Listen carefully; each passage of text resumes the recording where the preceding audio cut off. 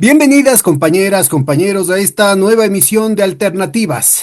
Dennis Moll, director para Iberoamérica del Executive Intelligence Review, ha tenido la gentileza de aceptar nuevamente nuestra invitación para conversar sobre la tan rápida evolución de los acontecimientos a nivel internacional y sobre todo por lo que nos va a tocar aquí en América Latina. Muchas gracias, Dennis, bienvenido. Gracias a ti, Pedro. Siempre es un gusto poder estar contigo. Oye, en estas semanas que de la última vez que conversamos, ha habido una serie de eventos muy importantes, pero yo quisiera más bien encuadrarlos para más tarde en nuestra conversación y partir de un documento que tú repartiste en el que dabas el contexto, ¿no? De las consecuencias inmediatas de las políticas de Trump a nivel internacional. Entonces, si te parece, vamos a estructurar así nuestro tiempo. Primero vamos a discutir estos tres grandes pilares que mencionabas en ese documento. Luego hablamos un poquito sobre qué es lo que esto significa dentro en la política interna de los Estados Unidos. Y finalmente, en ese contexto, ubicamos tu interpretación respecto a lo que pasó en Alaska y lo que va a venirse ahora en Beijing y en otros encuentros como los de la Organización para la Cooperación en Shanghái y así. ¿Te parece? Sí, me parece muy bien. Bueno, Excelente. entonces empecemos. ¿Cuáles son las consecuencias previsibles en la economía mundial de las políticas de Trump, de lo que se ha visto hasta ahora?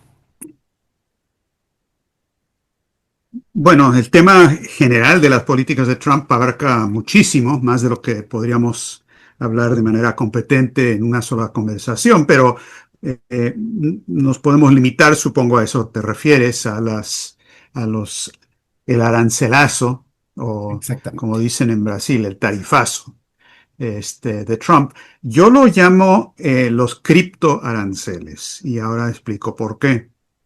Porque va de la mano con las otras decisiones adoptadas en el gobierno de Trump, en particular por la presión de un grupo de asesores. Uno de los más importantes es el secretario de Comercio, Howard Lutnick, que es un especulador. Viene de Cantor Fitzgerald, una de las compañías más grandes de gestión de fortunas especulativas. Lutnick, por un lado, es una de las personas que, según dicen, convenció a Trump de que tenía que cambiar su orientación respecto a las criptomonedas, porque antes se había opuesto tajantemente. Pero ahora no. Trump está de lleno con la política tanto para Estados Unidos como para su fortuna personal, que a veces uno no sabe distinguir entre esas dos cosas. Yo creo que él no distingue muy bien entre esas dos cosas.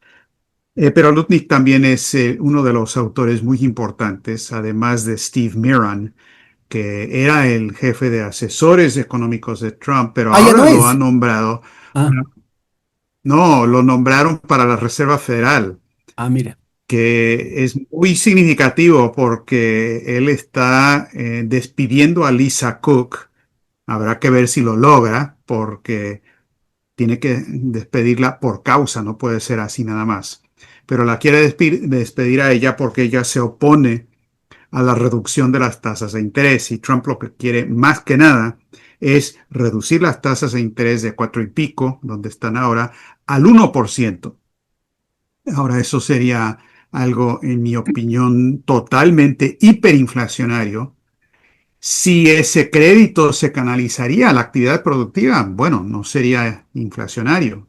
Pero como todo lo que se ha emitido en Estados Unidos y a nivel internacional en el sector del transatlántico, de 2008 hasta la fecha, ha ido totalmente a parar a la burbuja especulativa.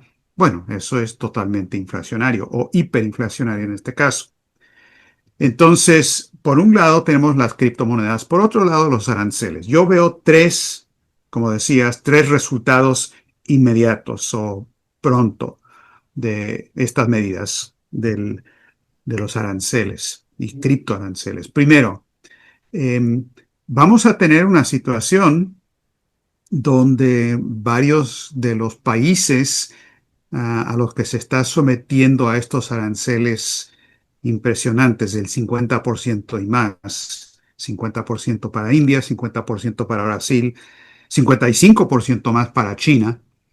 Lo que va a resultar, aplicado esto a todo el sector en desarrollo, va a ser una serie de incumplimientos en el pago de la deuda externa.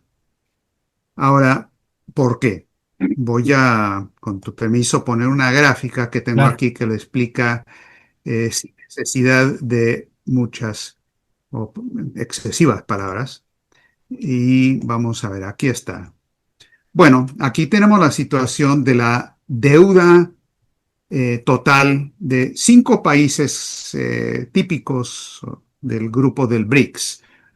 India tiene una deuda externa de 718 mil millones de dólares, Indonesia 425, Brasil 348, que corresponde mucho a la discusión sobre cómo va a afectar a Iberoamérica esto, Sudáfrica 168, Egipto 153.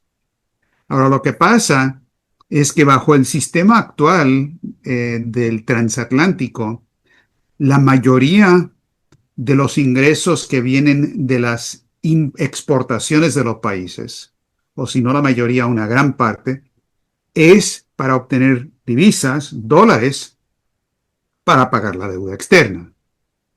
Ahora, en el caso de Egipto, el porcentaje de exportaciones que va al servicio de la deuda, como se ve en la parte inferior de la gráfica, es del 30%. O sea, un tercio de lo que Egipto recibe por sus exportaciones inmediatamente da media vuelta y sale del país a pagar la deuda. Deuda Eso ilegítima, sí por es que cierto. entra. Muy probablemente se queda en los bancos del Claro, bueno, exterior sin llegar nunca a Egipto o a cualquiera de nuestros países, que es lo que ahora sucede, ¿no? sí, sí, es pisa y corre, ¿no? Llega por el medio segundito para disque estar en la cuenta para luego salir. Y en efecto, entra a la cuenta en el exterior y sale de esa cuenta, tal y como dices. Y aunque no todos los países han hecho el ejercicio tan importante que hizo Ecuador de documentar y definir que la deuda externa es ilegítima y onerosa e ilegal, si se aplicara esos mismos estudios a los otros países, saldría exactamente el mismo resultado. Entonces, esa es la situación de Egipto. Sudáfrica, que le impusieron un arancel del 30%, 20% de sus ingresos, 21% de sus ingresos por exportaciones van al servicio de la deuda. Brasil, 9%, y así por el estilo. Entonces, si impones aranceles de este nivel, como en el caso de la India, yo he visto algunos cálculos que dicen que va a haber una caída del 40% de lo que exportan a Estados Unidos, así inmediatamente, por el arancel del 50% que ya se aplicó. En ese caso, se reduce el ingreso en dólares y se reduce la capacidad de pagar la deuda externa. Ahora, como todo esto está colgado de un hilito en la capacidad de pago en general, como se ve en el caso de Egipto, por ejemplo, condiciones muy difíciles para pagar la deuda, van a haber, quieran o no, incumplimientos. Pueden haber declaraciones de moratoria soberana, que correspondería, o simplemente incumplimientos que ya no pueden pagar. Entonces, ese es el primer punto. El tiro les va a salir por la culata en ese aspecto. ¿Exactamente cuándo? Bueno, habrá que ver, pero Para nuestra esto audiencia, de que va a afectar, déjame va a afectar. solamente te hago una nota al pie de página. La compensación que hubiera podido Ujú. darse por el hecho de que bajan las tasas de interés si es que logra su objetivo Trump, va a verse nublada porque inmediatamente está subiendo el riesgo país. Entonces, la tasa de interés específica para Brasil, para India, no va a tener esa rebaja porque va a verse afectada por la restricción de balanza de pagos que implican los criptoaranceles que menciona Denis. Sí, me parece correcto eso. Ahora, el segundo pilar, el segundo efecto que se va a ver, y ya se está viendo, pero se van a ver cambios de las placas tectónicas del sistema físico-económico internacional, no la parte financiera. Eso ya lo estamos viendo. La gente le da el nombre de desdolarización, o salida del sistema del dólar. Y ya hemos visto eso en los países del sur global en general, los BRICS muy particularmente, de que el dólar se ha vuelto algo nocivo, destructivo, y no se puede comerciar con el dólar. Entonces muchos países simplemente para defenderse y poder tener comercio con otros países y para que no les incauten los bienes como ocurrió con Irán, como ocurrió con Rusia. Esto ya es pan de todos los días. Pues la gente está diciendo, pues ¿saben qué? Dólares ya no, hasta donde podamos ya no. Esa es la parte financiera, eso ya es conocido. Lo que yo estoy pronosticando, Pedro, es que vamos a ver, y no es un pronóstico porque ya está ocurriendo, tremendos cambios en los flujos físico-económicos, es decir, el comercio internacional. ¿A dónde va el petróleo? ¿A dónde va el oro? ¿A dónde van las tierras raras? ¿A dónde va el acero, el carbón, máquinas, herramientas, etcétera, etcétera? Ahora, a nivel internacional tenemos un sistema totalmente integrado. Eso se está desmoronando y están habiendo cambios que van a ser realmente tectónicos. Por ejemplo, con el sabotaje que le hicieron al Nord Stream, la economía de alemana está hecho añicos, están pagando 4 veces más por su gas Energía. natural, ¿sí? Con Estados Unidos de lo que pagaban comprando de Rusia, y eso ya está afectando todo el sector industrial.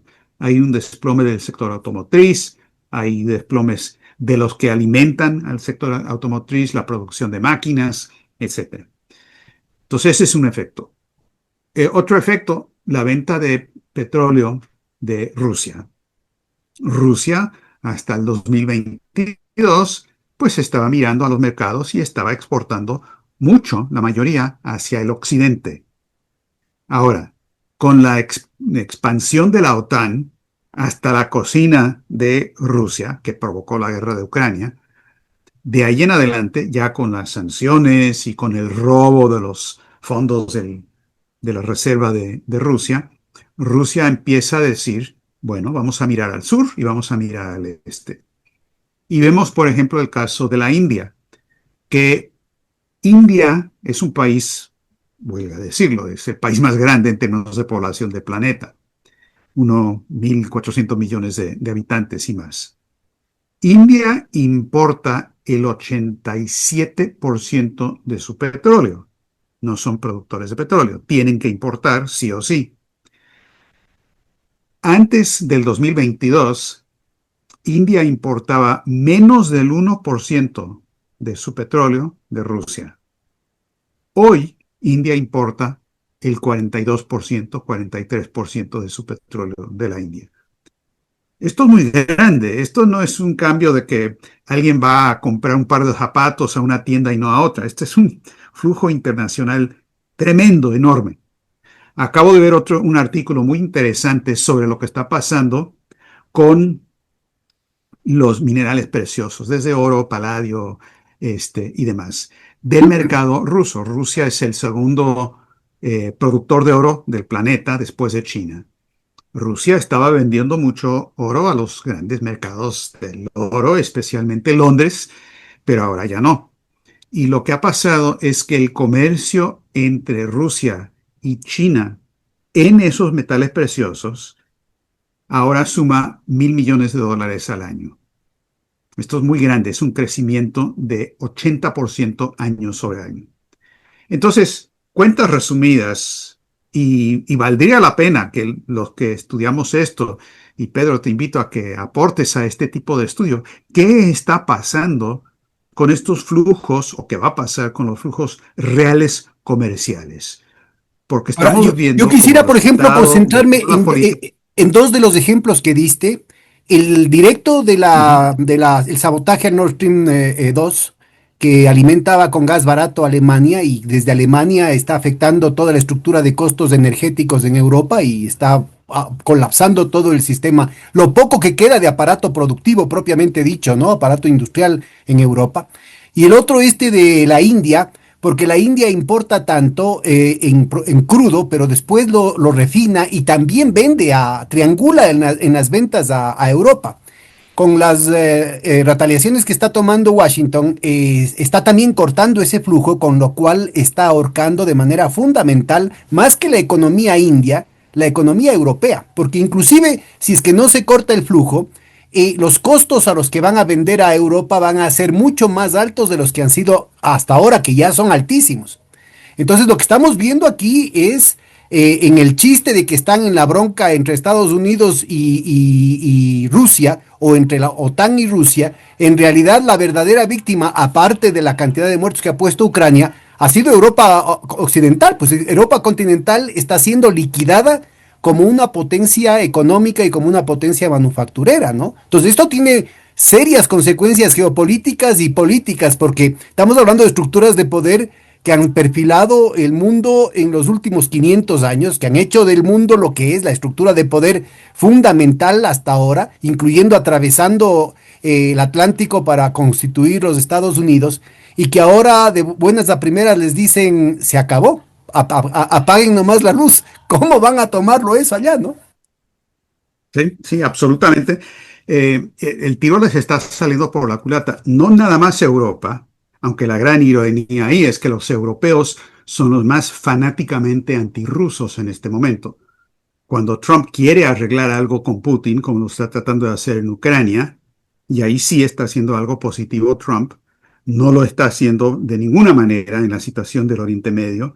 El genocidio continúa en Gaza y con la anuencia y más que anuencia, con las armas de Estados Unidos y de Trump. Pero en el caso de Ucrania, lo que ha hecho, y la reunión de Alaska, a la que vamos a hablar después, ha sido muy importante. Pero los europeos en este momento son los que quieren prolongar la guerra, no quieren resolver lo de Nord Stream, inventan fraudes ridículos sobre de que fue un yate de algún ucraniano cuando se requieren técnicas súper sofisticadas. Pero también Estados Unidos, la economía física de Estados Unidos está siendo golpeado por todo esto. Y creo que esto se puede ver de quizás la manera más clara cuando vemos el tercer pilar del efecto real que va a tener esto de los criptoaranceles. Y primero son incumplimientos a la vista. Segundo, cambios de los flujos comerciales reales. Tercero es el proceso de inflación y luego desintegración de los centros financieros de Wall Street y de la City de Londres. Ahora, ¿por qué inflación? Bueno, obviamente primero, al aumentar los aranceles, esto va a resultar en aumentos de los precios en Estados Unidos. Y te puedo decir, yo vivo cerca de Washington, esto ya se está sintiendo en todo el país. Se va a venir algo mucho peor porque, pues, cuando imponen aranceles, Trump tiene esta idea absurda de que los otros países exportadores pagan por eso, pero no es así. Es el importador que tiene que cobrar un arancel y luego eso se lo paga el gobierno. Y el importador, digamos, de un automóvil o de, qué sé yo, chips chinos o lo que sea, paga el arancel, eso entra al Tesoro de Estados Unidos y luego lo que pasa es que por lo general aumentan los precios de manera correspondiente en Estados Unidos. Pero eso no es la verdadera causa de la inflación. La causa de la inflación nunca es oferta y demanda y todas esas tonterías que tratan de enseñarnos en las facultades de economía. Y lo digo porque también he sido víctima de esas facultades donde tratan de enseñar tonterías. El problema de la inflación viene de una inflación de los instrumentos financieros. Ahora, veamos a lo que me estoy refiriendo. Y aquí voy a mostrar un par de gráficas. Si puedo, tres gráficas enseguida. Vamos a ver si me resulta. Esta es la primera, que la he mostrado antes, seguramente la conoces, Pedro, es una versión actualizada de los agregados financieros internacionales, es decir, todos los instrumentos financieros de 1980 hasta el 2024. La parte de la deuda, la verde, es la deuda total, la deuda externa, la deuda pública, la privada, la del consumidor. En todo el mundo, toda la deuda suma aproximadamente 300 billones de dólares. que podría parecer mucho, pero en comparación con lo que realmente es la montaña de instrumentos especulativos no es tanto. Luego está la parte amarilla, que es la capitalización de todas las bolsas del planeta, otro tanto, creo que son 100 billones, algo así.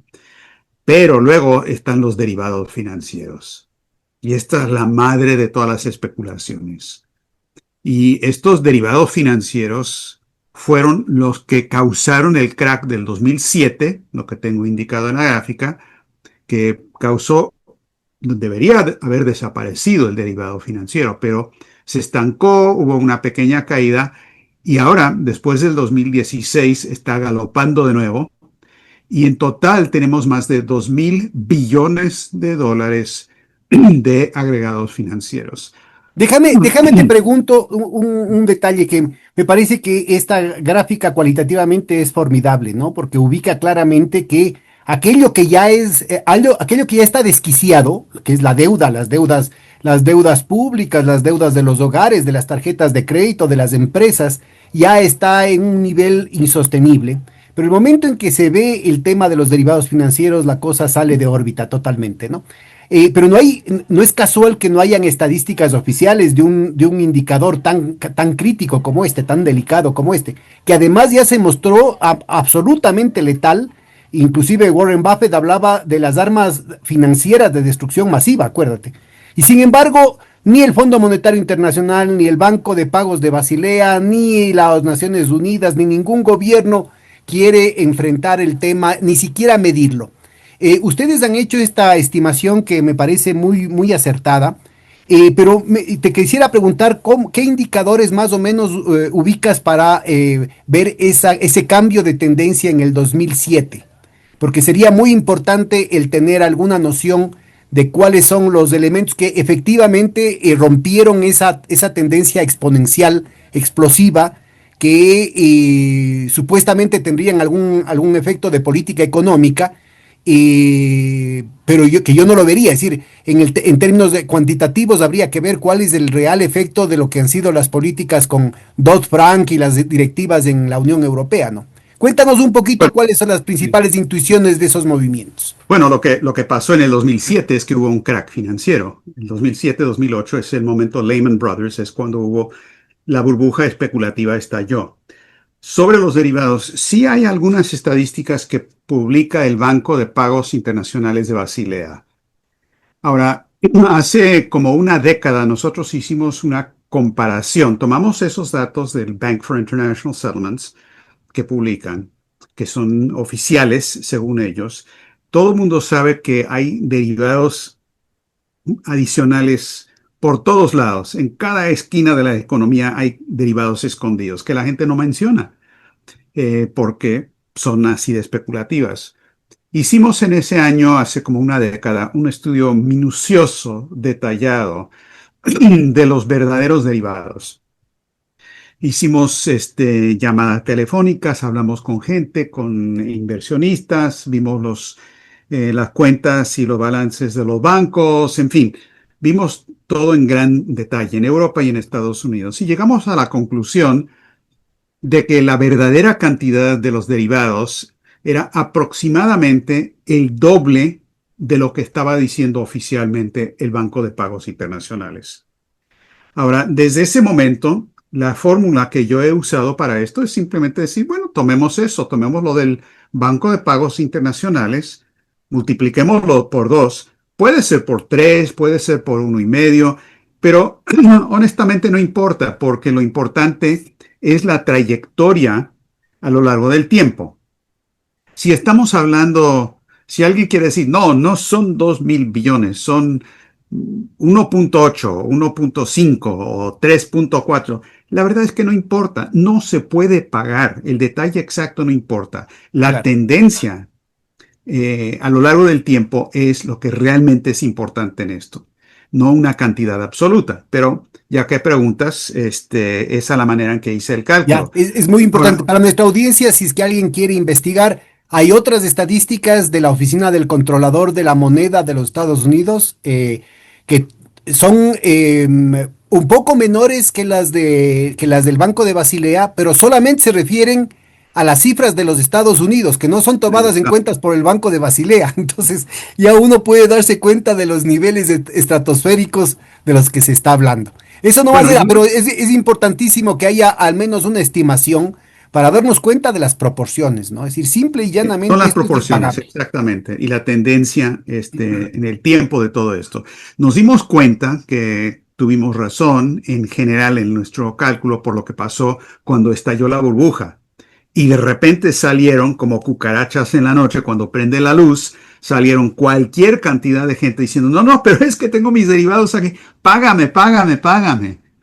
Entonces ahí sí, lo que pasa, señalo rápidamente, 1999, lo que pasa ahí es que se elimina la famosa ley Glass-Steagall de Estados Unidos, que es la ley del periodo de Franklin Delano Roosevelt, que prohíbe a los bancos invertir de manera especulativa. Déjame Hay pongo el una contexto para separación para bancaria. la audiencia más joven, sobre todo, que no deben haber conocido la historia. Esto fue a raíz del golpe de estado de la señorita Mónica Lewinsky. Vayan y eh, averigüen en Wikipedia de qué se tratan esas técnicas de golpe de estado. Y ahí es lo que Clinton no solamente que se dio con el tema de la eliminación de Glass-Steagall, sino que también bombardeó Yugoslavia y la destruyó. sí, es más, se aprobó una ley en el Congreso de Estados Unidos que se llama la ley Graham-Leach-Bliley por los tres senadores y congresistas que pusieron esa ley para abrir las puertas de par en par a la especulación. En realidad, esa ley se debe conocer no como Graham-Leach-Bliley, sino Graham-Leach-Bliley-Lewinsky, porque ella y lo que pasó ahí, pues Clinton pisó el palito, como quien dice, y el resto es historia. Entonces, con eso ya los bancos pudieron empezar a especular y cuando tronó con el momento Lehman Brothers 2007-2008, lo que ocurrió es que los bancos fueron corriendo al gobierno de Estados Unidos, al Tesoro de Estados Unidos y digan paguen, paguen, paguen. Ahora, ocurrió algo muy interesante ahí, Pedro. A lo mejor te acuerdas de esto en ese periodo porque cuando el gobierno de Bush en el 2008 fue al Congreso de Estados Unidos para exigir que ellos soltaran dinero, centenares de miles de millones de dólares para rescatar a la banca, el Congreso de Estados Unidos dijo, no, vamos a dar dinero para producción, comercio, pero no lo vamos a dar para los bancos. Esto, ¿de qué estás hablando?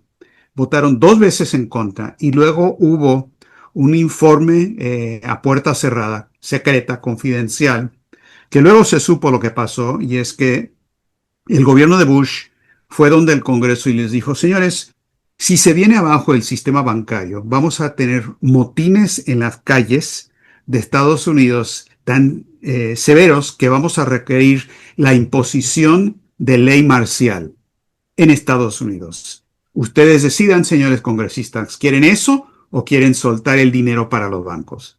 Y con ese chantaje y esa amenaza de un golpe para imponer el dominio de esta burbuja, se realizó lo que ocurrió ahí. Ahora, Para la nuestra siguiente audiencia gráfica. que puedan seguir el dato, el protagonista de todo ese chantaje fue Hank Paulson, ¿no? Paulson, y me estoy tratando de acordar, Pedro, creo que también hubo Gainer, otro, Gainer, Gainer que estaba del ministro de Geithner. Tesoro y Paulson. Sí, ok. Les debo el detalle de eso porque hubo varias personas que fueron a esas reuniones. Pero eso es lo que hicieron y el gobierno de Estados Unidos se volvió, o sea, el bolsillo de los norteamericanos, se volvió simplemente la manera de rescatar la banca. Ahora, en esta gráfica, lo que dijeron los banqueros y el gobierno es, no, es que tenemos que entregar una cantidad grande de dinero a los bancos que se volvió la emisión cuantitativa. Es cuando la Reserva Federal empezó a decir, bueno, vosotros vamos a emitir y emitir y emitir, vamos a bajar la tasa de interés al 0% para meter cualquier cantidad de liquidez al mercado porque es necesario darle dinero a los bancos para que ellos puedan prestar. Bueno, la cantidad de dinero acumulado que metieron del 2007 al 2021 entre el Banco Central de Suiza, el del Reino Unido, de Japón, Banco Central Europeo, muy importante, Estados Unidos, llegó al punto máximo, este punto rojo, de 27 billones de dólares acumulados. En español es millones de millones, ¿no? Por si acaso. Ok, depende del país, pero es trillion en inglés, que son billones, no miles de millones, pero tiene, a ver, Trillions son millones de millones. 21, no, Estaba bien al 11, principio, Denis. No nos perdamos. Millones de ok, millones son trillions en inglés y billones en español. perfecto. Ya. Perfecto. Ok. Entonces, y claro, con la discusión de, bueno, todo esto hay que entregarlo a los bancos para que puedan reflotar la economía. De todo este dinero que entró a los bancos, ¿sabes qué cantidad se emitió para la economía, para el comercio, para los empresarios, para los consumidores?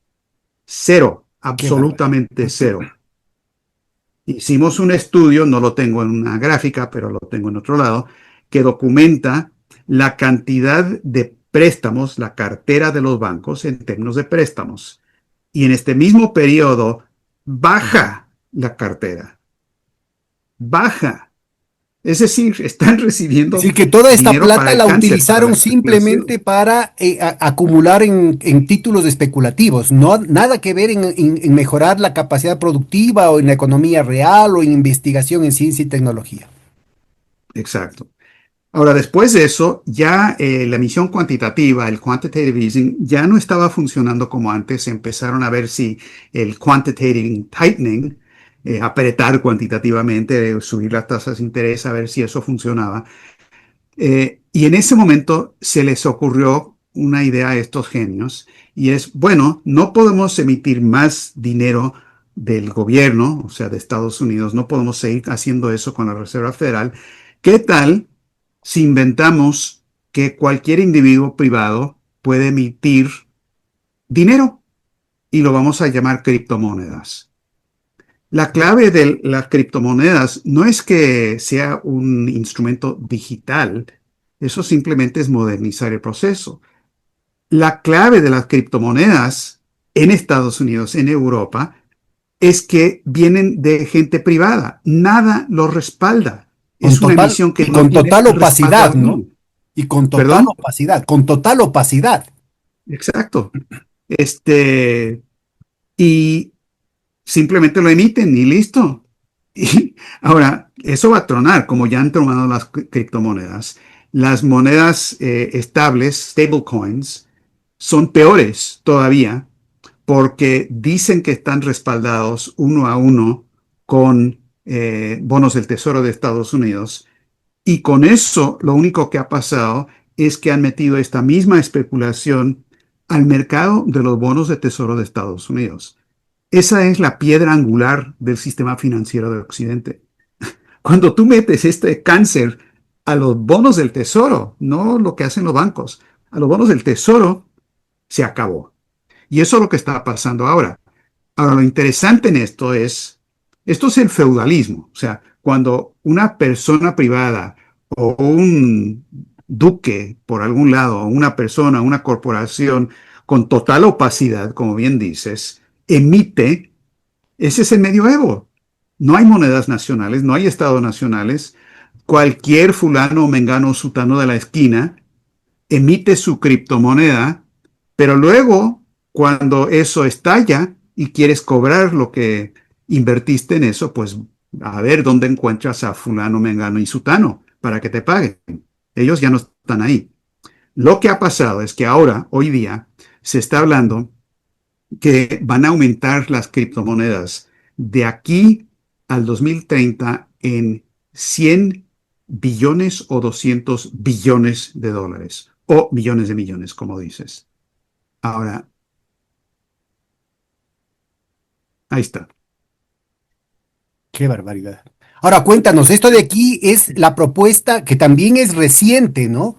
La propuesta que le obligan a Trump, yo creo que él está obligado a hacer un cuoteo en su equipo de trabajo, en su bloque de gobierno, digamos, y tiene que ceder a esto porque esto es, como decías, es un tema que recientemente lo han convencido Y la idea es que van a revaluar el oro, que eso es razonable, que está artificialmente guardado en reserva, dicen que hay tantas toneladas de oro en distintas bóvedas, en Fort Knox, en bóvedas que eran del Chase Manhattan y que ahora son del JP Morgan. En fin, hay una cantidad de oro avaluado a una tasa excesivamente baja y ahora la quieren subir súbitamente a precios de mercado. Entonces, hasta ahí podría ser una cosa razonable.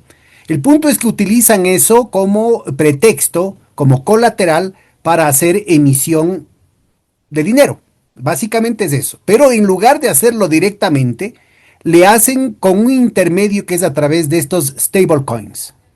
Y ahí es lo que Sí. se convierte en una bicicleta financiera que pasa pagando peaje a muchísimos de estos señores feudales de que tienen el señoriaje, que tienen el privilegio opaco de emitir sus propias monedas y solo al final acaba siendo parte de los ingresos del Estado de los Estados Unidos, ¿no? Entonces, cuéntanos un poquito cómo ves vos ese procedimiento y qué intereses políticos pueden haber detrás de esto. Bueno, aquí como se ve en la gráfica, hasta aquí, hasta el 2025, esta curva es la misma curva que acabo de enseñar, solo a una escala reducida del aumento que llega a su punto máximo en el 2022 y luego empieza a bajar. Cambié la escala para poder incluir lo que es la propuesta que está saliendo de muchos diferentes medios, JP Morgan y otros bancos, están diciendo, no, pues esto de las criptomonedas va muy bien y vamos a aumentarlas. Hay gente que dice 100 billones de dólares, hay otros que dicen, no, 200 billones de dólares de aquí al 2030. Entonces, pues yo le puse para ser conservador 100 nada más, podría ser más, y puedes ver lo que esto significa. Es un aumento de liquidez para tratar de apuntalar una burbuja especulativa que se está inflando, que no tiene absolutamente nada de respaldo. Hasta las criptomonedas la cosa era mala, porque el dinero emitido, el dólar, no tiene respaldo realmente, no hay producción que lo respalde, lo mismo en Europa, pero ahora lo que está pasando con las criptomonedas es que no es ni el gobierno, es totalmente feudalismo. Y esto lo que va a hacer es que va a apuntalar la burbuja por un tiempo, como en la burbuja de los tulipanes y todos los casos anteriores, pero tarde o temprano la realidad se impone, porque la economía física, que es la que se tiene que mantener para poder pagar todas estas deudas, se está desmoronando en Occidente. En China no, en el BRICS no, pero en Occidente sí.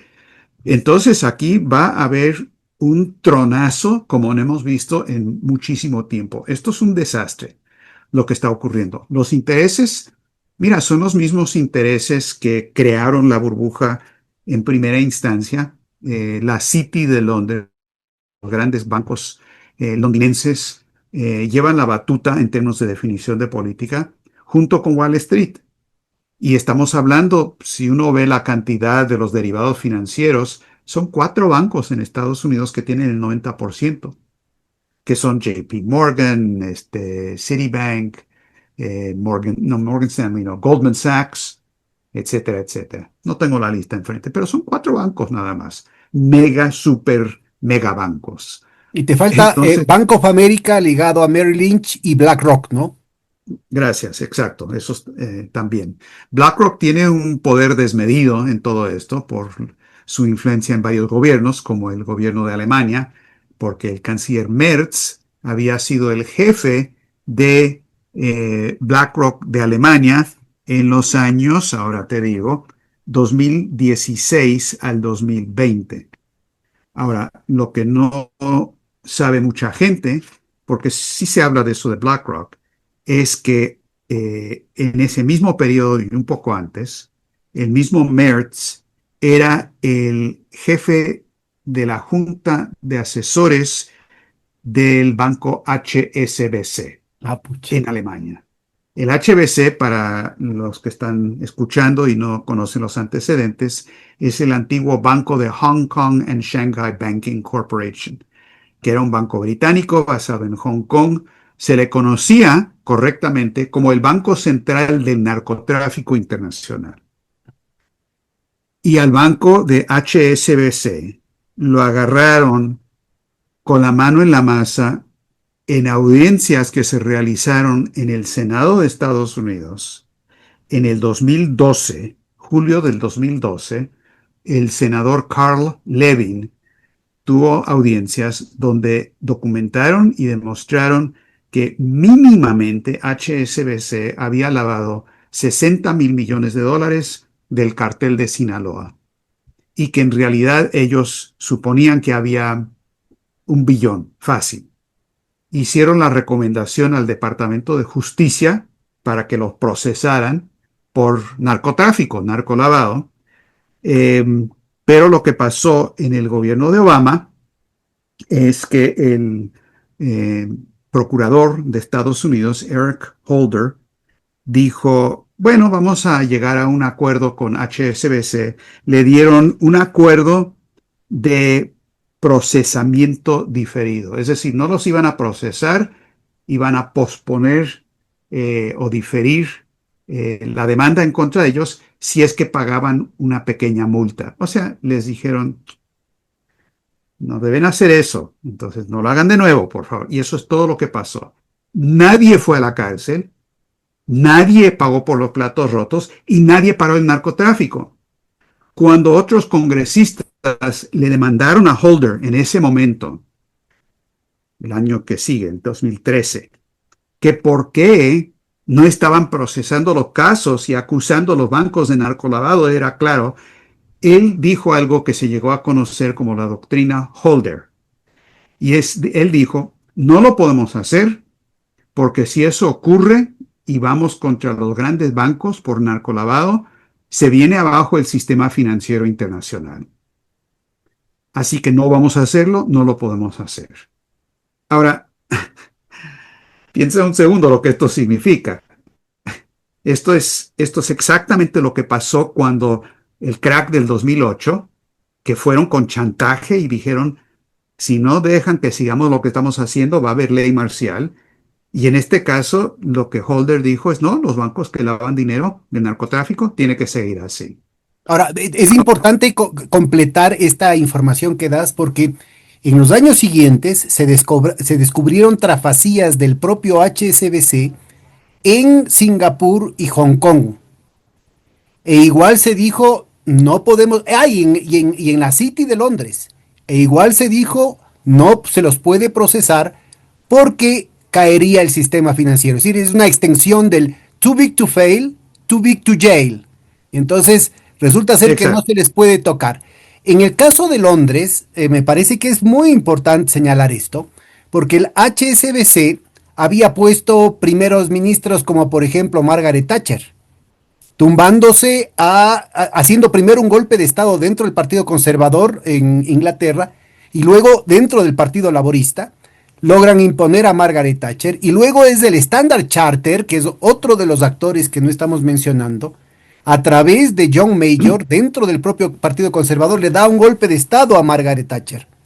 Y luego se toma el HSBC, el Partido Laborista con Tony Blair, y le da un golpe de Estado a John Major, ¿no? Bueno, y así sigue la cosa hasta que hay una alianza del Standard Charter con Cameron y Osborne, que fue el ministro de Finanzas, digamos, el canciller del Exchequer, ¿no? Que era cercano al HBC. Bueno, y ahora estamos justamente, sigue toda una serie de golpes de Estado entre bancos, se pelean, recuerden ustedes que para que se acuerden la última, ¿no? Fue la City de Londres la que tumbó a Liz Truss y después vino Sunak, y Sunak era de Goldman Sachs, ¿no? Igualito que lo que estabas mencionando de Merz en Alemania.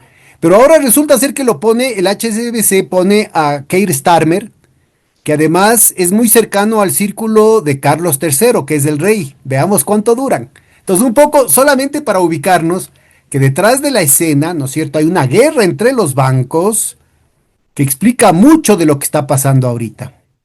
Entonces, este dato que tú acabas de dar de que Merz ha sido funcionario tanto de BlackRock como del HSBC, marca un poco un mapa, ¿no es cierto?, de amores y odios, porque se supone que BlackRock no es precisamente de la misma argolla del HSBC, pero resulta ser que sí han sido.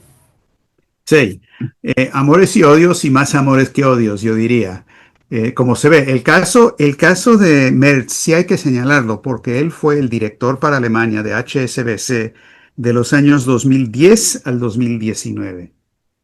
La investigación se hizo en la Comisión Levin en Estados Unidos en el 2012.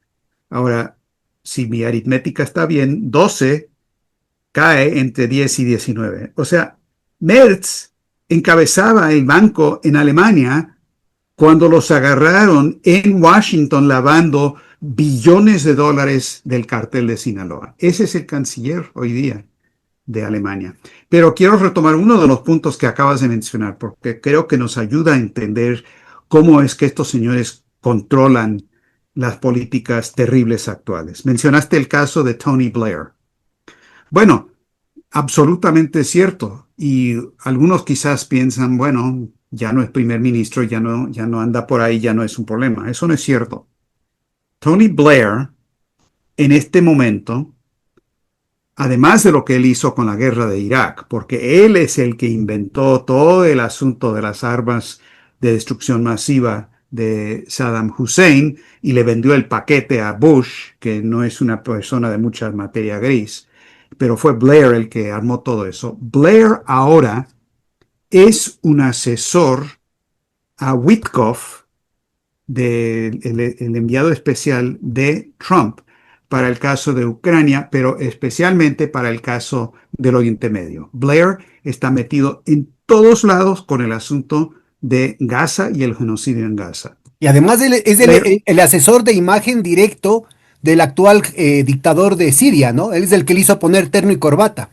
sí, exacto, y es la gente de inteligencia de él que hizo eso. Pero Blair está trabajando ahora de la mano con Jared Kushner, que es el yerno de Trump, que estuvo muy presente en el gobierno anterior, menos visible ahora, pero ellos son los que tienen toda esta idea de limpiar a Gaza de seres humanos, de palestinos, y poner un Club Med o algo por el estilo.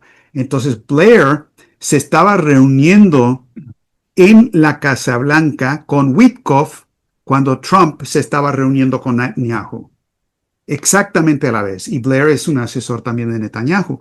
Entonces, estos señores, que en realidad los hilos que los controlan van de estos grandes bancos internacionales que están en bancarrota real, total, y son los que están moviendo las políticas actuales del narcotráfico, de las guerras, como lo de Ucrania y del Oriente Medio, y tienen una política de que la burbuja de ellos se salva, aunque signifique eso un genocidio de miles de millones de seres humanos.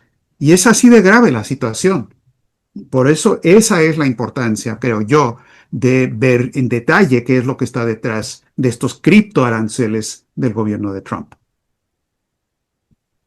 Bueno, yo déjame subrayo solamente que en la lógica, digamos, común y corriente, ¿no es cierto?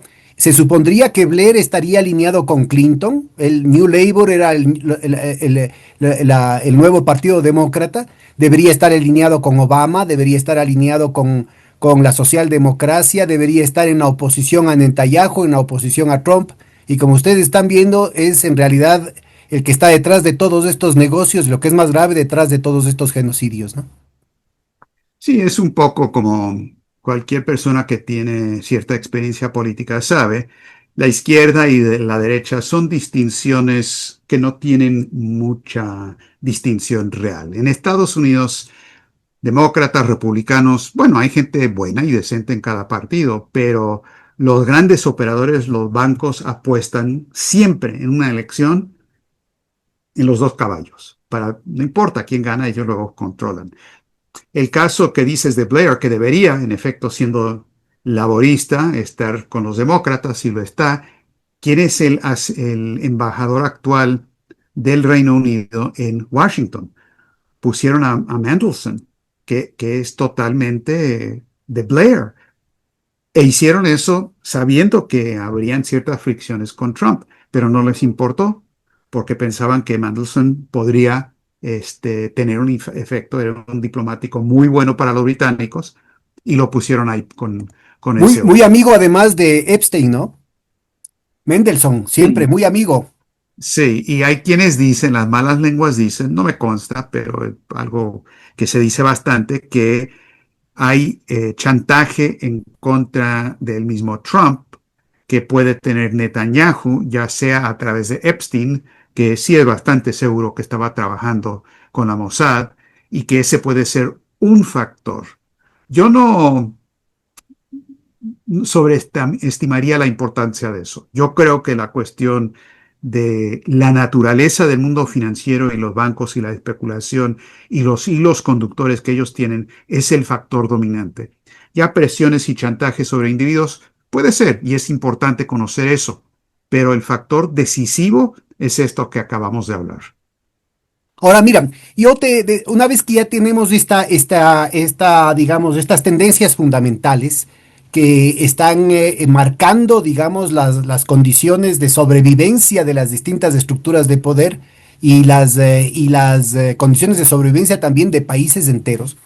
Yo creo que es importante más o menos entender cuál sería la bronca que tiene Trump dentro de los Estados Unidos, porque pocas veces se ha visto niveles de animosidad en la política de los Estados Unidos. Y como bien decías, a la final, demócratas y republicanos siempre tenían los mismos amos. Es decir, a ambos, por ejemplo, a IPAC, que es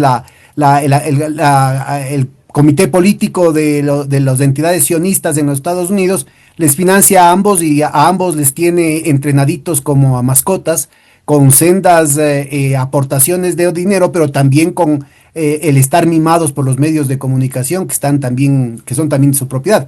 Entonces, ¿por qué tan fuerte el nivel de bronca que ahora lleva a que a Trump ya lo quisieron, le han puesto ni sé cuántos juicios penales, algunos de ellos inclusive han tenido ya sentencias, y Trump responde con declararle traidor a Obama, ¿no? Y ahora ya está pidiendo cárcel para Soros.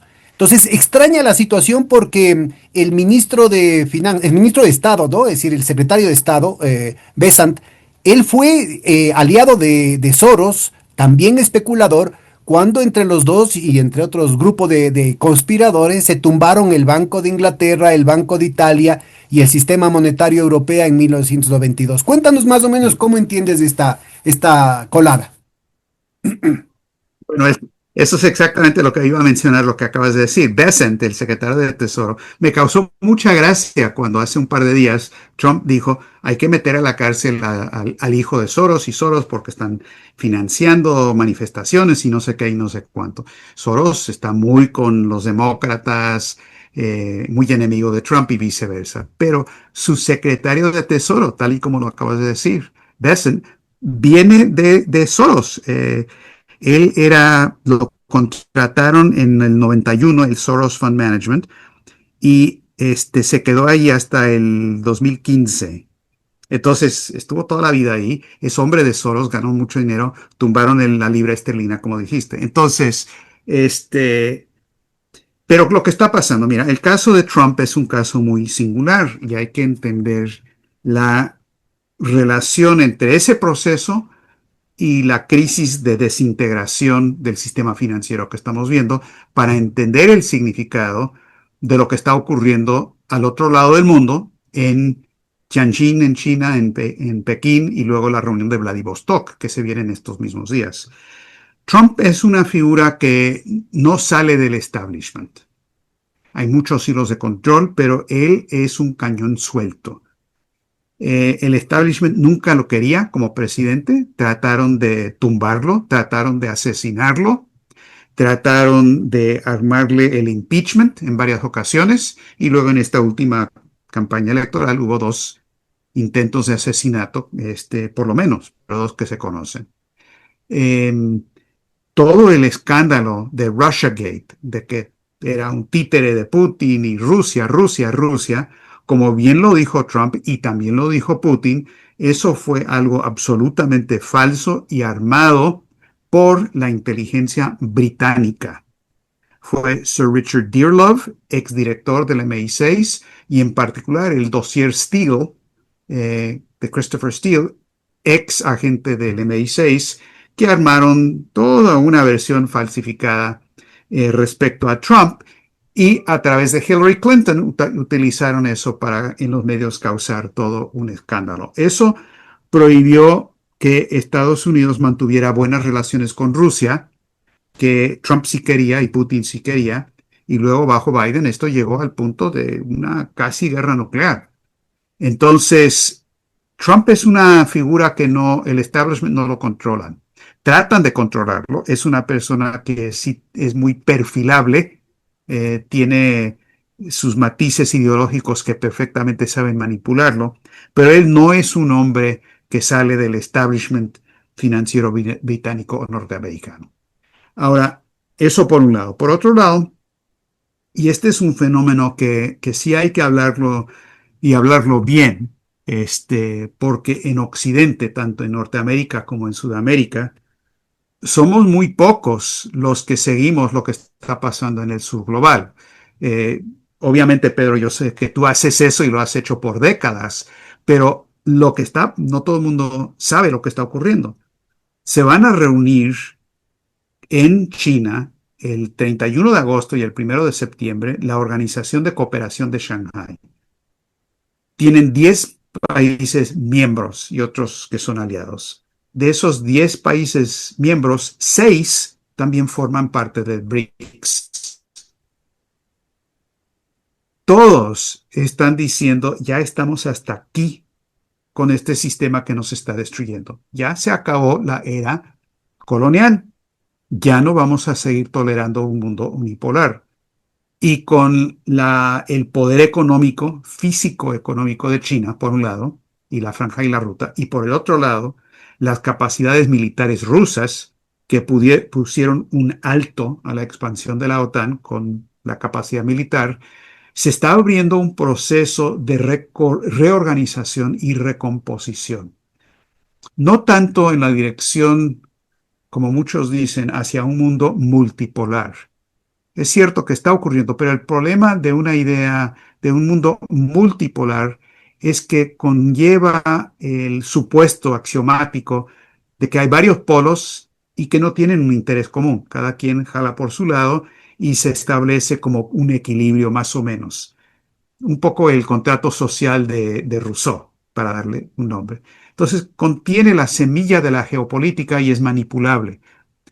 Putin presentó una idea sofisticada, mucho mejor. Dijo, no, esto obviamente no queremos un mundo unipolar y tampoco pensamos que debemos tener algo que sea eh, eh, multipolar. Lo que tenemos que tener es algo, dijo, polifónico, policéntrico, pero polifónico.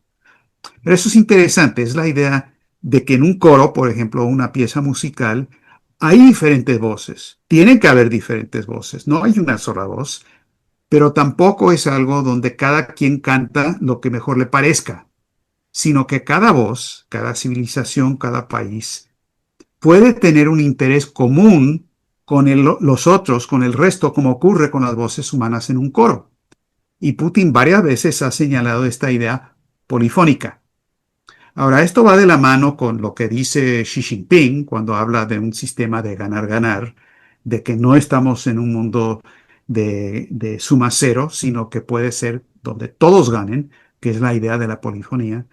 Y es también la propuesta de Lyndon LaRouche, el fundador del Instituto Schiller, que represento, y de la revista EIR, que dirijo la parte latinoamericana. Lyndon LaRouche por décadas impulsó esta idea de que el verdadero interés para el desarrollo del sur, el desarrollo industrial sin saqueo, con respeto a la soberanía, es algo que se compagina con el interés de Rusia, de China, de India, pero también de Estados Unidos, con tal y que Estados Unidos regrese a sus verdaderos raíces del sistema americano de economía, de Hamilton, de Lincoln, de Carey, de Roosevelt y no la política de Wall Street.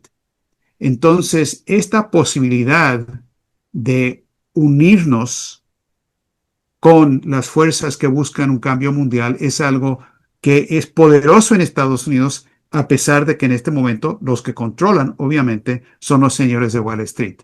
Pero creo que ese panorama general internacional, donde la gran mayoría de la población mundial y la parte grande de la economía mundial va en otra dirección, y nos conviene conocer eso y sumarnos a ese esfuerzo.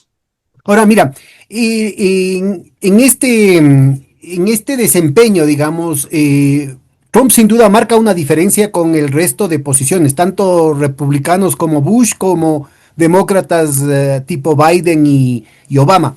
Pero está enfrentando una crisis de representación en los Estados Unidos en las que su apuesta es a los sectores más reaccionarios, es decir, con el tema de la migración, con el tema violentista, es decir, hay una cantidad de luchas, o más bien dicho, él intenta hilvanar distintas broncas chiquitas, ¿no? Que más bien recogen a los sectores más digamos, marginales en términos de que no han sido el corazón de las campañas, digamos, del marketing político.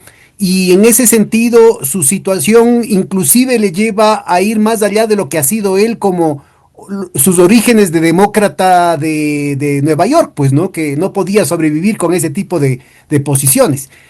¿Cómo ves vos su situación política? ¿Cómo ves la bronca interna para sostenerse, por ejemplo, de cara a las próximas elecciones legislativas y en general las alianzas que está haciendo en términos de gobernanza? Por ejemplo, esto de que acaba de destituir a una representante de la Reserva Federal, que es una actitud verdaderamente inédita, pero también una cantidad de cambios que ha hecho en los altos mandos militares y también de los servicios de inteligencia. Algo que solamente pasó, que probablemente muy pocos de nuestros oyentes conozcan, pero pasó en la época de Obama, cuando él se tumbó como a 12 altos militares, cuando después del 11 de septiembre del año 2012, en que asesinaron los mismos amigos del actual dictador de Siria, asesinaron al embajador de los Estados Unidos en Libia. Entonces, cuéntanos esto que parecería un verdadero terremoto político en otras Sí. partes. En Estados Unidos pasa como una cuestión así de que son simplemente los exabruptos del señor Trump. No, él va a tener un problema muy grande, porque en efecto hay una situación de terremoto político que está un poco debajo del agua, pero está ahí por estallar. Em, la política, bueno, dejemos la política migratoria por un momento, ahorita lo retomo. Trump ganó la Casa Blanca prometiendo no más guerras y un fin a la inflación y activación económica.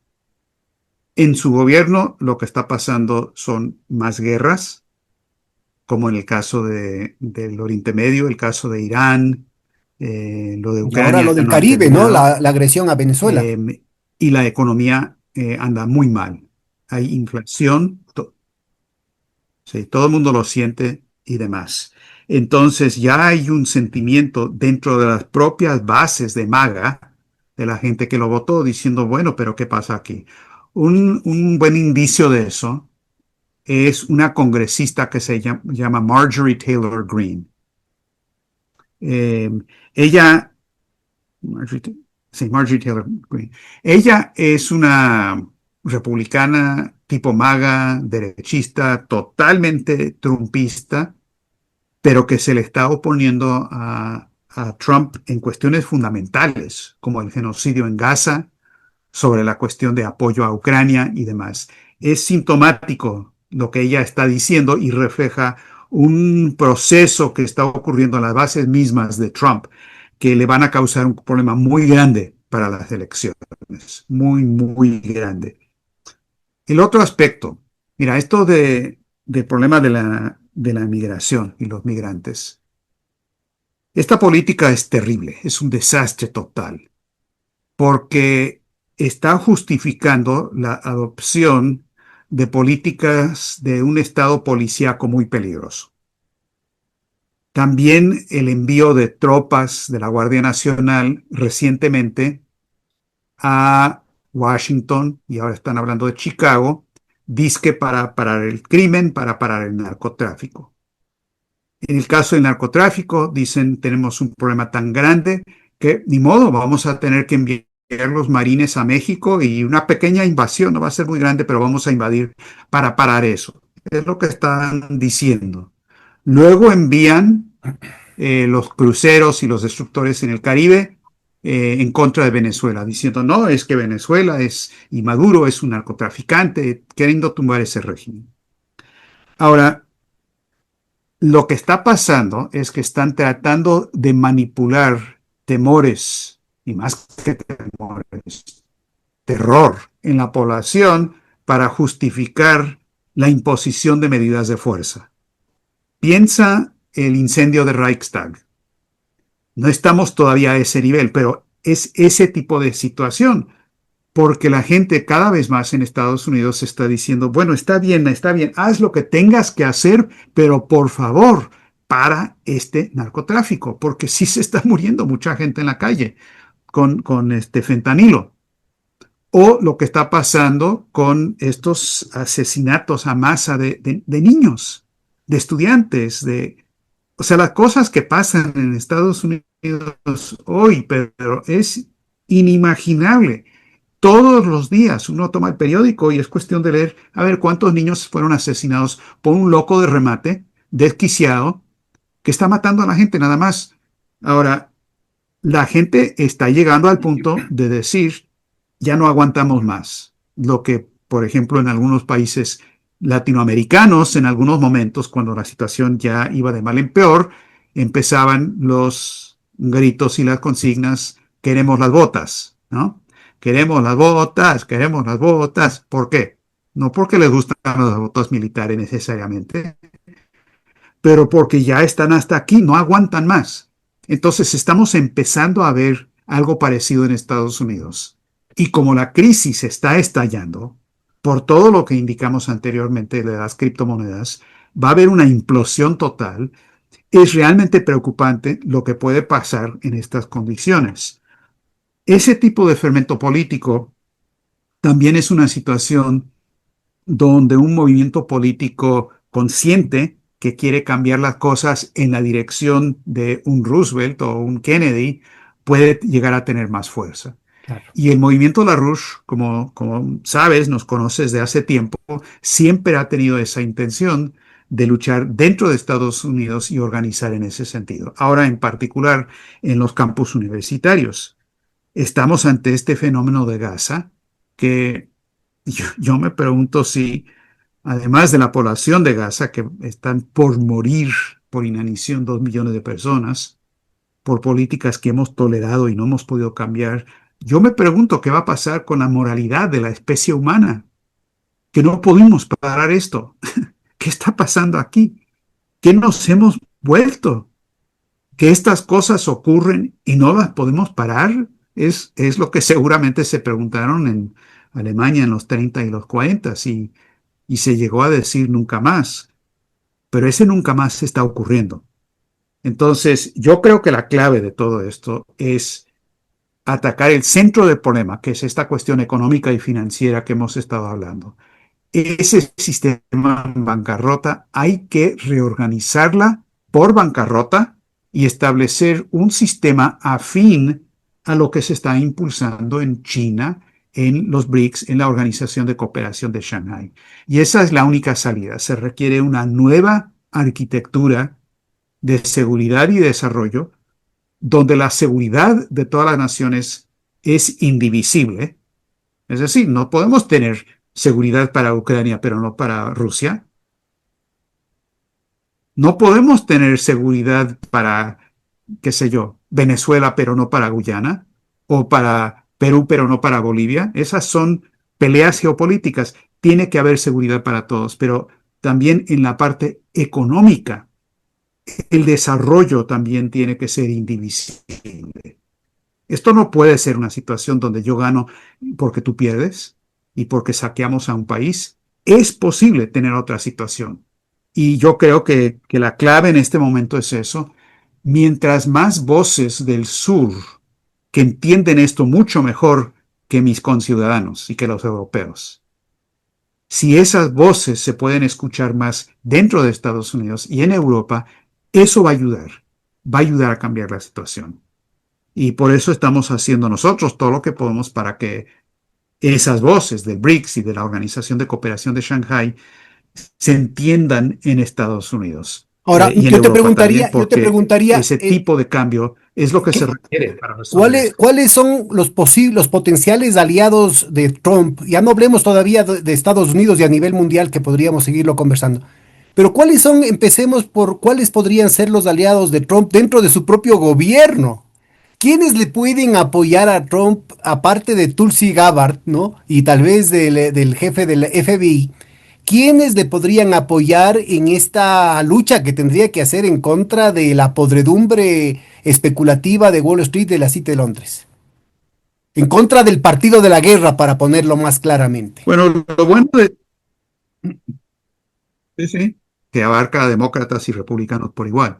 Lo bueno de Trump es que es absolutamente impredecible. No tiene nada de consistencia, no hay coherencia, no actúa en base a principios, no actúa en base a nada, sino simplemente navega según mejor le parezca. Hay un pragmatismo fenomenal y él tiene un respeto a cualquier figura que sea poderosa, simplemente porque son poderosos y tienen fuerza, que son como él, fuertes, otro leviatán, ¿verdad? Como el de Hobbes. Y por eso respeta a Putin, respeta a Xi Jinping. Y a la vez tiene un irrespeto totalmente despreciable en contra de gente menos pudiente o países menos pudientes. Y que los mira diciendo, ah, no son nada. Ahora, para responder a tu pregunta, eso hay que tenerlo en cuenta porque son los factores que se pueden mover. Qué bueno que mencionaste el caso de Tulsi Gabbard, porque esto refleja, no es una persona, esto refleja toda una serie de fuerzas dentro de Estados Unidos que quieren limpiar los servicios de inteligencia de esta corrupción total. Los que también trataron de tumbar a Trump con lo de Rusia y también trataron de asesinarlo. Lo interesante de Tulsi Gabbard es que no solamente sigue ahí como la directora de inteligencia nacional, sino que además Trump le ha permitido hacer una limpia, no total, pero sí está limpiando, atacado a los directores de la CIA, del FBI, cuando el gobierno de Biden, Comey, Brennan y otros, a John Bolton. John Bolton fue el director de Seguridad Nacional de Estados Unidos. No ha habido una sola guerra en la historia del planeta que no le ha gustado a John Bolton. John Bolton es el que es simplemente un neoconservador, neoconservador. Y acaban de allanar y hacer un registro de su casa, su oficina, y le van a poner cargos, yo estoy seguro, por filtrar noticias, por mentir, por tener documentos clasificados. Él está histérico. Entonces, es un comienzo muy importante.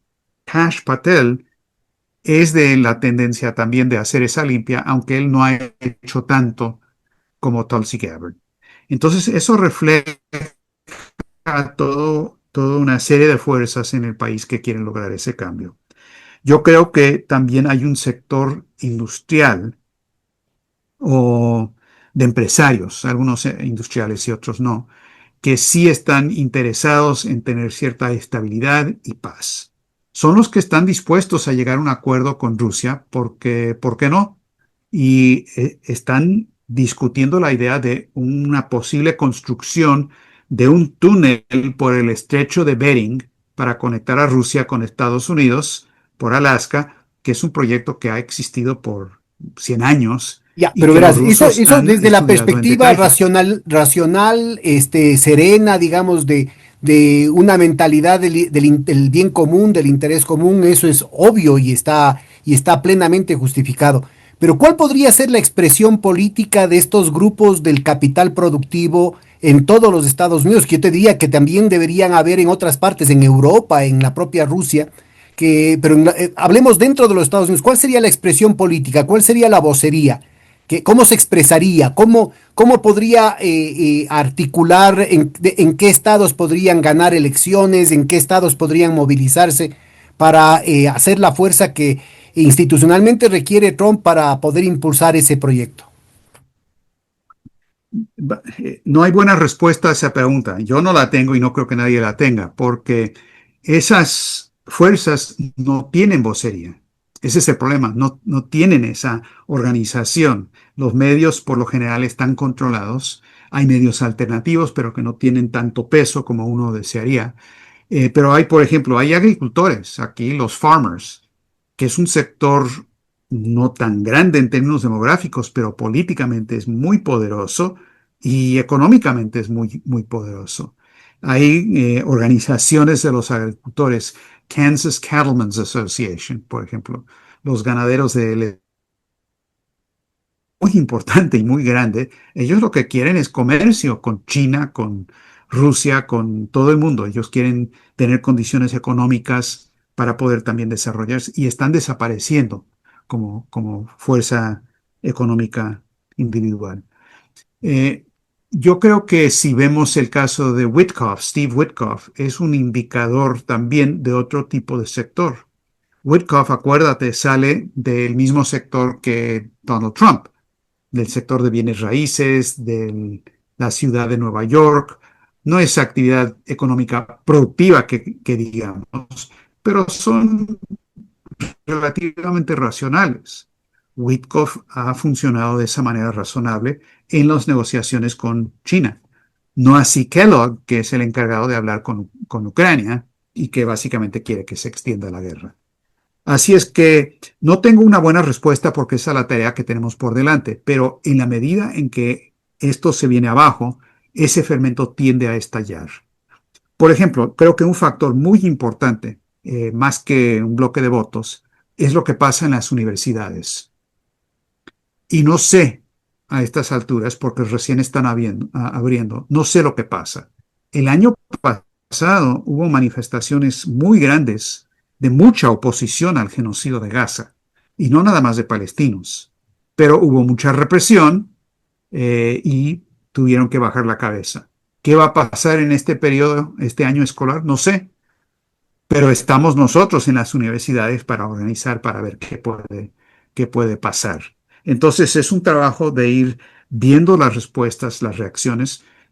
Creo que una parte del país muy importante es el medio oeste, es decir, Michigan, Indiana, Illinois. Es mucha de la gente que sí respaldó a Trump, pero son sectores de trabajadores y demás que antes era la base natural del Partido Demócrata, de los sindicalistas que estaban en el Partido Demócrata de Roosevelt. Todo esto está cambiando. El Partido Republicano se está desmoronando, el Demócrata se está desmoronando y no sabemos exactamente cuál va a ser el Y las resultado. iglesias, ¿cómo ves vos la alineación de las iglesias? ¿Cómo está cambiando el papel de las iglesias? El peso tan desastroso que tiene el cristiano sionismo, digámoslo, que es una parte muy importante de del cinturón de la Biblia, ¿no? Que ha sido Sí, ha tenido un peso sí, bueno, ve nada gravitante. más el caso de, sí, ve nada más el caso de Hegseth, el secretario de Defensa de Estados Unidos, que forma parte exactamente de estos grupos sionista cristianos o cristianos sionistas, absolutamente fundamentalistas y fanáticos y que dicen que no deben haber palestinos en toda la región y que todo eso debe ser de Israel y todo ese proyecto. Y tienen ese sector es importante en Estados Unidos, pero también existen bases en la iglesia bautista y bautista de los negros, en particular toda la tradición de Martin Luther King, que tiene una presencia muy grande en la población negra de Estados Unidos. La votación en las últimas elecciones, mucha de ese voto que antes estaba totalmente con los demócratas, buena parte se fue con Trump, que es un fenómeno muy interesante. El otro elemento que habrá que ver es la Iglesia Católica con el nuevo Papa, que vamos a ver si actúa como peruano, que medio es, y mantiene los intereses de León XIII, él se puso León XIV, León XIII era el papa de Rerum Novarum, de la idea original de la doctrina social de la Iglesia, el bienestar común de todos. Ojalá y eso vaya a ser la dirección de León XIV, no sabemos, pero hay indicios positivos en ese sentido. Eso podría ayudar también con la Iglesia Católica. Luego, la parte judía de la población. Este es un fenómeno muy complicado porque hay cada vez más dentro de Israel una población que se opone totalmente a lo que está haciendo Netanyahu. Miles, centenares de miles de personas que están protestando en las calles. Estamos hablando de ex primer ministros como Omert, estamos hablando de ex jefes de la Mossad, ex diputados que simplemente dicen que esto es genocidio. Y el gobierno de Netanyahu está realizando en Gaza lo que los nazis nos hicieron a nosotros los judíos. Entonces hay una sublevación importante ahí y creo que en Estados Unidos, en la parte judía medio izquierdista, que siempre había respaldado el movimiento de derechos civiles de Martin Luther King, está empezando a reconocer que a pesar del 7 de octubre y esa provocación, que fue un desastre en mi opinión, lo que pasó ahí, eh, ahora están entendiendo que nada justifica lo que ahora está pasando. Así es que estamos viendo, cuando se mueven las placas tectónicas en la economía, viene un tsunami, lo mismo que en el mundo geológico también. Y Solamente estamos en por ese... completar el panorama dentro de los Estados Unidos, ¿cómo ves tú la emergencia de la candidatura de un musulmán que se declara socialista en Nueva York? Tiene dos aspectos. Primero, el voto que obtuvo tiene mucho que ver con esta resurgencia dentro de la población. Mucha de la población de Nueva York, como sabes, es judía y votaron en general por este joven musulmán porque piensan que la política actual no funciona, quieren una voz nueva. Eso por un lado. Pero tampoco hay que ser ingenuos en esto. Hay muchas indicaciones que quien promovió la candidatura en parte de este Mamdani, creo que se apellida, eh, fue precisamente Trump, por un acuerdo con Adams, el actual alcalde. Adams respaldó a Trump en la política migratoria. Trump dijo, te vamos a ayudar. Y lo que hicieron, dicen ciertas personas, es que respaldaron a Mamdani para sacar del juego a Cuomo, porque Mamdani derrotó a Cuomo. Cuomo es de la vieja familia demócrata de Nueva York, mucho más poderoso, mucha más competencia en contra de Adams. Entonces, es muy posible, y pensamos que este es un factor también, que estuvo la mano metida ahí para darle un poco de oxígeno a Mamdani para tumbar a Cuomo y luego le van a quitar ese oxígeno para que quede Adams. Entonces, esa es una manipulación, pero la parte de la población y el fermento que existe también es muy real. Entonces hay que verlo de esa manera dinámica. Ahora, en la correlación de fuerzas internacionales, a mí me parece que detrás de Macron, de Merz y de Meloni, Meloni en un segundo nivel, pero sobre todo de toda la maquinaria burocrática europea, está la mano de la City de Londres, ¿no? No solamente manejando a Starmer, sino a todos los otros, digamos, que están con esta posición guerrerista. Lo que habíamos conversado del golpe letal que se ha venido dando no solamente a Ucrania, sino a la economía de la Europa continental, se agrava por el hecho de que en los Estados Unidos también estas posibilidades de proveer, aunque sea a precios exorbitantes, con gas o con petróleo, se van acabando porque el shale gas y el shale oil que hasta ahora habían provisto el boom productivo de hidrocarburos en los Estados Unidos está entrando en el ciclo descendente muy rápidamente y en 2, 3 años Europa no va a contar con la provisión, insisto, a ningún precio por parte de los Estados Unidos, que tiene que garantizar la energía interna. Este, ¿Cómo ves vos la alineación internacional de las fuerzas, sobre todo en lo que sería la trilateral, como para sostener un proyecto como el que hemos mencionado, el proyecto en contra del partido de la guerra de Trump? ¿Cuáles serían los apoyos internacionales de esto? Bueno, Aparte de China e India. el fenómeno de la City de Londres y de los británicos es tal y como dices. Ellos son los que llevaron la campaña desde el primer momento para atizar la guerra en Ucrania cada vez que se veía la posibilidad de un acuerdo negociado. Como en los primeros días, en abril, mayo del 2022, Boris Johnson se fue corriendo a Kiev y le dijo a Zelensky que de ninguna manera hay que llegar a un acuerdo. En cada momento han sido los británicos que han enviado las armas más potentes y luego los Estados Unidos. Esa ha sido la manera en que ha funcionado. Y el papel de Londres en todo esto ahora también está jalando a Merz, está jalando a Macron, está tratando de jalar a toda Europa en su dirección. Ellos lo que quieren es control de un mundo que se está desintegrando. Ellos saben perfectamente bien que esta montaña, esta burbuja especulativa se está desplomando. Ellos desde tiempo atrás, cuando la Comisión Trilateral en los años 70 y 80 presentaron un informe que hablaba de que tenían que promover una política de desintegración controlada. Controlled disintegration. Esa fue la política que ellos dijeron, desintegración controlada. Es decir, saben que esto se viene abajo y están buscando la manera de mantener no el valor de cada instrumento financiero, porque saben que eso no se puede y no les importa tanto. Lo que les importa es mantener control de un sistema que se está desplomando, para que no surja una alternativa que los podría reemplazar. Eso creo es lo que define la manera en que están abordando ellos, Londres, con los aliados de Wall Street, toda la orientación internacional en este momento. Y en ese sentido ellos quieren asegurar que Estados Unidos de ninguna manera se asocie con Rusia y con China, y Alemania también. O sea, este ha sido la gran pesadilla, el horror de Londres es cuando Alemania y Rusia se combinan para desarrollo económico.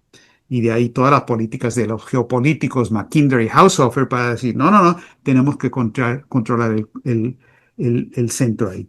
La política energética está en el centro de esto, porque además de lo que dices, del shale oil y todo lo demás, China y Rusia están invirtiendo masivamente en las formas de energía del futuro, en particular la energía de fusión termonuclear, que es un paso más allá de la fisión, que es lo que tenemos hoy día.